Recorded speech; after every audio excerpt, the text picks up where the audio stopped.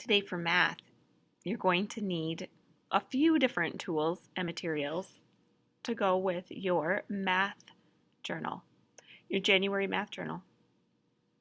For a math journal, you need at least 2 different colors of crayons or colored pencils. You need scissors and glue stick.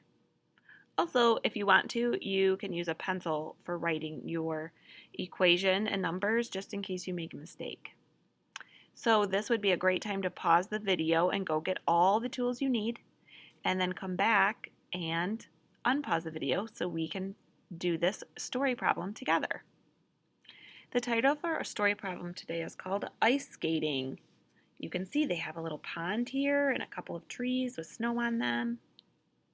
Let's find out what our story problem says today and what we're going to need to figure out. We saw 3 kids ice skating on the pond. Some more kids came to ice skate. Now there are 7 kids ice skating. So how many more kids came? That is a really great question. We're going to need to do some problem solving to figure this out. The first thing I want to do is read the first part of the story again. This number story. We saw 3 kids ice skating on the pond. So I'm going to pick a color. I picked blue. I'm going to come down here and look at my kids here, and I'm going to color 3 kids blue. 1, 2, 3. Okay, I'm also going to write a 3 here in this first line because I know there were 3 kids skating on the pond. Next, it says more kids came. Some more kids came, but it doesn't tell me how many. All right. But what it does tell me is 7 kids were skating all together. So I know my answer is going to be 7 here. What I need to find out today, instead of this number, is this number. So I need to find out how many more kids came. So if I have 3 kids, I need to keep coloring kids until I get to 7 total. So I picked a red marker for the rest of my kids that I'm coloring. So I have 1, 2, 3, 4, 5, 6, 7.